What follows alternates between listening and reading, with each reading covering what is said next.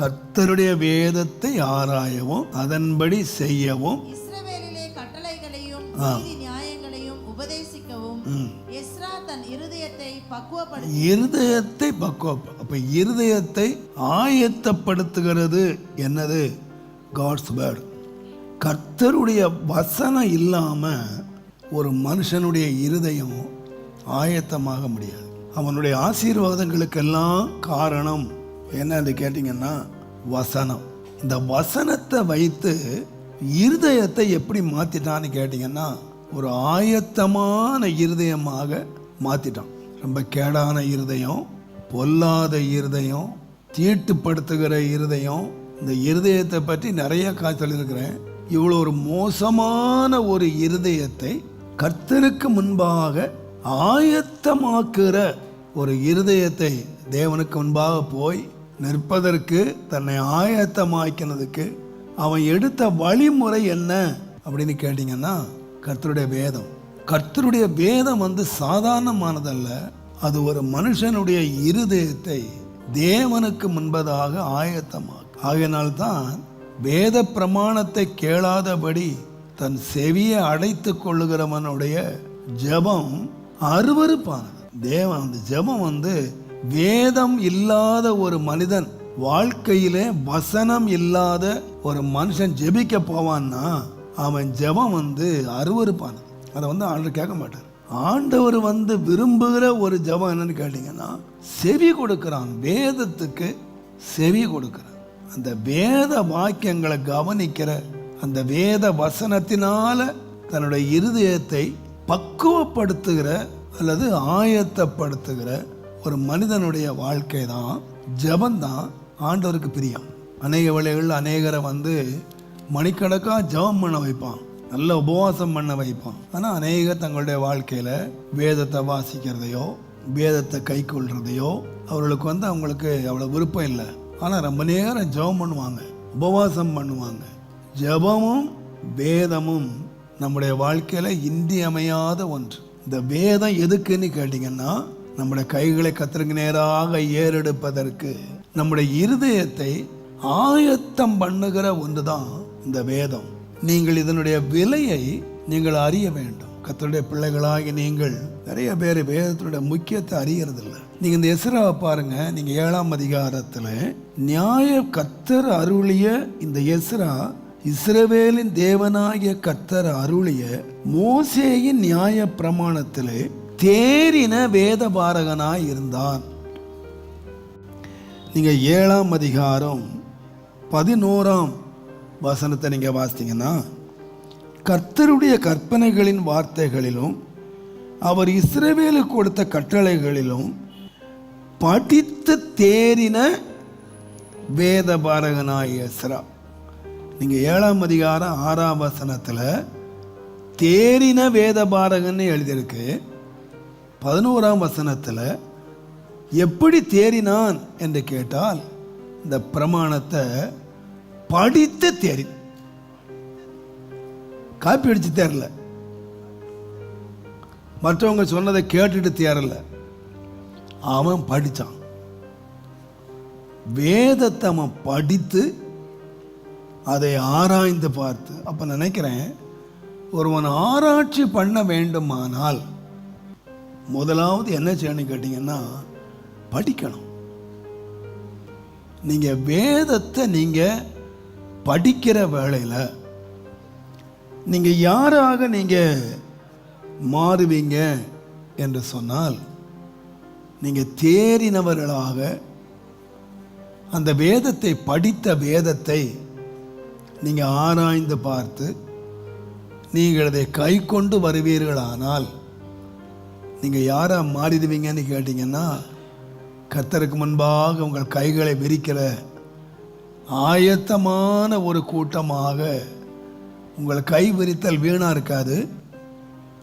இங்க கை விரித்தல் பலனற்று போகாது. உங்கள் கையை விரித்தல் வல்லமை உள்ளதா இருக்கும். இப்ப நான் சொல்லுவேன், எஸ்ராட்ட போய் கேளுங்க, எஸ்ரா நீங்க எப்படி தேறினீங்க அப்படின்னு கேட்டா, நான் வேதத்தை நல்லா படித்தேன். படித்து தேறின வேத பாரகன். தேவனுடைய நாமத்துக்கு மகிமை உண்டாவதா. இப்போ நினைக்கிறேன், கர்த்தருடைய பிள்ளைகளாகிய நீங்கள் இந்த வேதத்தை நீங்கள் எவ்வளவு படிக்கிறீங்க, நீங்கள் வேதத்தை எவ்வளவு வாசிக்கிறீங்க. வேத வாசிப்பு என்பது மிக முக்கியமானது. நீங்கள் உபாகமத்தின் புஸ்தகம் 17ஆம் அதிகாரம் 19ஆம் 20ஆம் வசனத்தை நீங்க வாசிப்பீங்கன்னா, இந்த நியாயப்பிரமாணத்தின் எல்லா வார்த்தைகளையும் இந்த கட்டளைகளையும் கைக்கொண்டு இவைகளின்படி செய்வதற்காக தன் தேவனாகிய கர்த்தருக்கு பயந்திருக்கும்படி கற்றுக்கொள்ளும் பொருட்டு அவன் லேவியராகிய ஆசாரியரிடத்தில் இருக்கிற நியாயப்பிரமாண நூலை பார்த்து தனக்காக ஒரு பிரதியை எழுதி தன்னிடத்தில் வைத்துக்கொண்டு, தனக்காக ஒரு பிரதியை எழுதி, தனக்காக ஒரு பிரதி இருக்கணும். ஒவ்வொருவருக்கும் என்ன இருக்கணும்? பிள்ளைங்களுக்கு இருக்கணும், பெரியவங்களுக்கு இருக்கணும். ஒரு பைபிளை 4 பேர் பங்கு போடக்கூடாது. எல்லாருக்கும் ஒரு பைபிள் இருக்கணும். தனக்கென்று ஒரு பிரதியை அன்றைக்கு பிரிண்டர் கிடையாது, ப்ரெஸ் கிடையாது, இன்றைக்குள்ள வசதி போல இல்லை. எல்லாத்தையும் கையில் தான் எழுதணும். அப்போ ராஜா என்ன செய்யணும்னு கேட்டிங்கன்னா, தனக்குன்னு ஒரு பிரதியை எழுதி தன்னிடத்தில் வைத்துக்கொண்டு தன் ஜீவனுள்ள நாளெல்லாம் அதை வாசிக்க கடவன். எது வரைக்கும் வாசிக்கணும்? கடைசி மூச்சு விடுற பாரு. அப்ப நீ கடைசியா செய்த வேலை என்னன்னா பைபிள் வாசித்த வேலை. கடைசி வரைக்கும் உன் உடம்புல ஜீவன் இருக்கிற வரைக்கும் நீ என்ன வாசிக்கணும்னா வேதத்தை வாசிக்கணும். இது எதுக்காகன்னு பாருங்க, அங்க வாசிங்க. இப்படி செய்வதனால் தானும் தன் குமாரரும் இஸ்ரவேலின் நடுவே தங்கள் ராஜ்யத்திலே நீடித்து வாழுவார்கள். நீடித்து வாழுவார்கள். இப்படி செய்தியன்னா நீயும் உன் பிள்ளைகளும் நீடித்து வாழுவார்கள். அப்போ நீண்ட நாள் வாழ்றதுக்கு நல்ல ஒரு தங்க பஸ்மம் இருக்கு. என்னது? இதை டெய்லி சாப்பிடுங்க. டாக்டர் சொல்கிற பாருங்க, காலையில் ஒரு காய் சாப்பிடு, மத்தியானம் ஒரு காய் சாப்பிடு, ராத்திரி ஒரு காய் சாப்பிடுன்னு சொல்கிற மாதிரி நான் உங்களுக்கு சொல்கிறேன், சாப்பிடுங்க. நீங்கள் நீடித்து வாழணுமா? இது என்ன செய்துன்னு கேட்டிங்கன்னா, அங்கே பாருங்கள், இந்த நியாயப்பிரமாணத்தின் வார்த்தைகளை இவைகளை கைக்கொண்டு இவைகளின்படி செய்வதற்காக தன் தேவனாகிய கர்த்தருக்கு பயந்திருக்கும்படி ஏன் பைபிள் வாசிக்கணும்னு கேட்டிங்கன்னா, இந்த வசனத்தை நீங்கள் கை கொண்டு இதை வாசித்து இதை கை கொள்ளுவீர்கள் ஆனால் என்ன உண்டாகும்னு கேட்டிங்கன்னா, தேவனுக்கு பயப்படுகிற பயம் என்னன்னா கற்றுக்கொள்ளலாம். ஒரு மனுஷன் கர்த்தருக்கு பயப்படணும் அப்படிங்கிறத எதில் கற்றுக்கொள்ளுமான்னா, இந்த பைபிளை வாசிக்க வாசிக்க, இந்த வார்த்தைகளை கைக்கொள்ள அவருக்குள்ள என்ன வந்துடும் அப்படின்னு கேட்டிங்கன்னா, தேவ பயம் வந்துடும். ஒழுங்கா உட்கார்ந்து கர்த்தருடைய வார்த்தையை மாத்திரம் தியானத்தோடு ஒரு மனுஷன் ஜீவனுள்ள நாள் மட்டும் இதை வாசிப்பான். ஆனால் அவன் யாராக இருப்பான்னு கேட்டிங்கன்னா, கர்த்தருக்கு பயப்படுகிற ஒரு மனுஷனாக இருப்பான். உங்களை எல்லாருக்கும் தெரியும், கர்த்தருக்கு பயந்து அவர் வழிகளில் நடக்கிறவன் எவனோ அவர் வழி என்னது? வசனம். கர்த்தருக்கு பயந்து அவர் வழி அவருடைய வசனம். எவனோ அவன் பாக்கியம். உனக்கு பாக்கியமும் நன்மையும் உண்டாயிருக்கும். உன்னுடைய கையினுடைய பிரயாசத்தை நீ சாப்பிடுவாய். உன் மனைவி வீட்டோரங்களிலே கனிதரும் திராட்சை கொடியை போல இருப்பாள்.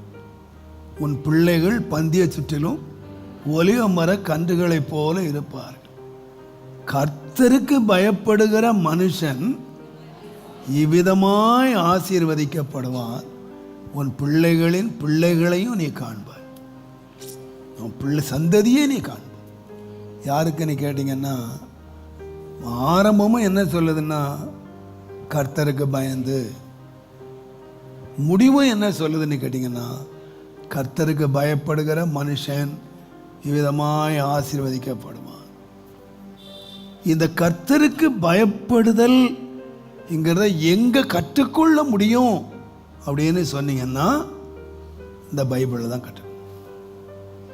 இதை ஒரு மனுஷன் கருத்தாக இதை வாசிப்பான், ஆனால் அவன் யாராக இருப்பான்னு கேட்டிங்கன்னா மனுஷனுக்கு பயப்பட மாட்டான், எந்த பிரச்சனைக்கும் பயப்பட மாட்டான். ஆனால் யாருக்கு பயப்படுவான்னு கேட்டிங்கன்னா கர்த்தருக்கு பயப்படுவான். நம்முடைய வாழ்க்கை கர்த்தருக்கு பயப்படுகிற ஒரு வாழ்க்கையாக வந்துடுச்சு அப்படின்னா, நீங்கள் கர்த்தருக்கு பயந்தவர்களுக்கு நீங்கள் வச்சிருக்கிற ஆசீர்வாதங்கள் நீங்கள் நிறைய இடங்களில் வாசிக்கலாம். சங்கீதங்களின் புஸ்தகம் 31ஆம் சங்கீதம் 19ஆம் வசனம் பாருங்க. உமக்கு பயந்தவர்களுக்கும் மனுபுத்திரருக்கு முன்பாக உம்மை நம்புகிறவர்களுக்கும் நீர் உண்டு பண்ணி வைத்திருக்கிற உம்முடைய நன்மை எவ்வளவு பெரிதாய் இருக்கிறது. ஆண்டவர் உண்டு பண்ணுவார்னு சொல்லல, கர்த்தருக்கு பயந்தவங்களுக்கு ஏற்கனவே நன்மைகளை ஆண்டவர் உண்டு பண்ணி வச்சிட்டார். உமக்கு பயந்தவர்களுக்கும் மனுபுத்திரருக்கு முன்பாக நம்புகிறவர்களுக்கும் நீர் உண்டு பண்ணி வைத்திருக்கிற நன்மை எவ்வளவு பெரிதாக இருக்கிறது, எவ்வளவு பெரிதாக இருக்கிறது. அவருக்கு பயந்தவர்கள் மேல் நீதியின் சூரியன் உதிக்கும். அவர்கள் வெளியே புறப்பட்டு போய் கொழுத்த கன்றுகளைப் போல வளருவார்கள் என்று மல்கியா 4ஆம் அதிகாரத்தில் வாசிக்கிறோம். அப்போ பாருங்க, ஒரு தலைவன், ஒரு வீட்டு தலைவன் கர்த்தருக்கு பயந்தவனாக இருப்பான்னா அவனுடைய மனைவி சுகமாக இருக்கிறாங்க, அவங்க பிள்ளைங்க சுகமாக இருக்காங்க, சந்ததிகள் ஆசீர்வதிக்கப்படுது. இதுக்கெல்லாம் காரணம் என்னன்னு கேட்டிங்கன்னா தேவ பயம். அப்போ இங்கே ஆண்டவர் சொல்கிறாரு, நீ ஜீவன் உள்ள நாளெல்லாம் இந்த வேதத்தை நீ வாசிப்பாயானால் நீயும் உன்னுடைய சந்ததியும் நீடித்த நாட்களாக நீங்கள் நினைச்சிருப்பாப்பா. இப்போ நான் சொல்கிறேன் உங்களுக்கு, வேதம் எப்போ வாசிக்கணும்னு கேட்டிங்கன்னா ஜீவன் உள்ள வரைக்கும் வாசிக்கணும். ஒவ்வொரு நாளும் வேதம் வாசிக்கணும்.